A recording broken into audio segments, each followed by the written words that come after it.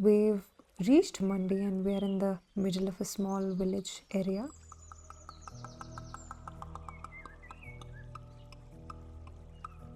And we were just walking around enjoying the scenery where I realized there are a few books that I'm actually very excited to read next. While some of these books are the books that I picked up while listening to Vaibhav's podcast on Second Last Supper, the others are either gifts from friends or recommendations by them.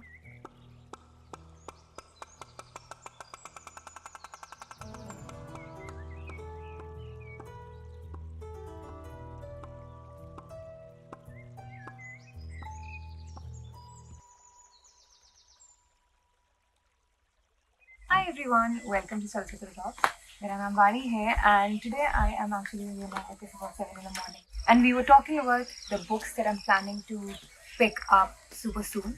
And so I made a list of 5 books and I'm trying to read as much variety of books as I can. The first book that I'm actually planning to pick up is not one book, it's a series of 4 books. It's by Ali Smith, Autumn, Winter, Spring, Summer. Autumn starts with the EU referendum and it actually follows a family. By the time you reach spring, which is the 4th book, she talks about coronavirus, diseases, world exhaustion, poverty, and so on. So it's a pretty dark collection, dark series, but it takes into account a family and especially the siblings. The next book that I'm actually planning to read is Chup by Deepa Narayan. I actually came across this book in one of the podcasts on Second Last Supper. Vaibhav was talking to Saini Chahal, who is the CEO and founder of Shiros, and she recommended this book, which follows the narrative of Indian women and the misogyny they face every day. When you come from a privileged background, there are a lot of things that surprise you. Chup does that for you because I personally grew up in a very privileged and protective family, and I never had to face any misogyny. So when you read Chup, you realize there are so many women around you who still face the brunt of the male society. And this is something that happened to me when I was reading Dear Zari by Zarguna Karkar. She's an Afghanistan writer and journalist.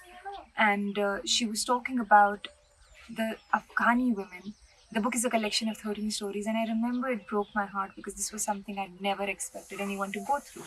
And Chup does the same for you.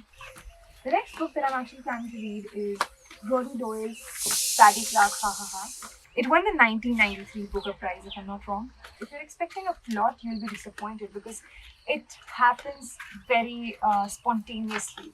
Paddy Clark is a 10-year-old boy. He's narrating the story. He tells you what his childhood is like. He picks up on kids his age because he wants to stay in this particular group of friends. And he tries to read the news so that he can have a conversation with his father about it and build a bond with him. So there are these random things that he does that we also have probably done in our life. But it's also about him coming face to face with reality, realizing that there are only certain things that he has control over.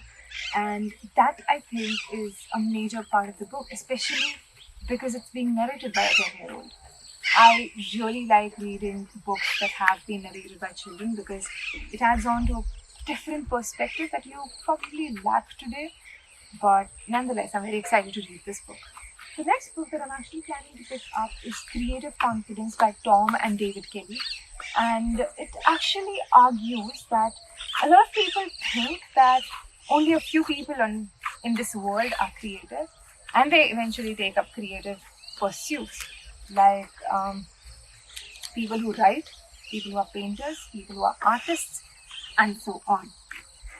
But Creative Confidence argues that all of us were born creative, but there were certain activities that we eventually ended up doing that probably inculcated creativity and heightened it so that only some of us are left creative. So it's also a collection of exercises in some places which will help you unleash creativity.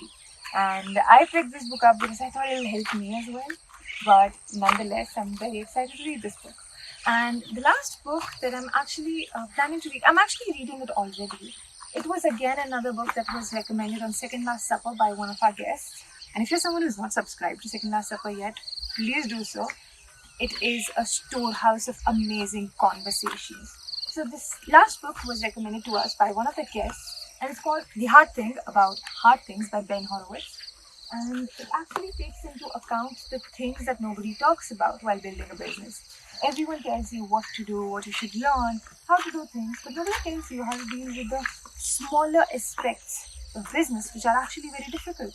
Firing employees, dealing with founder depression.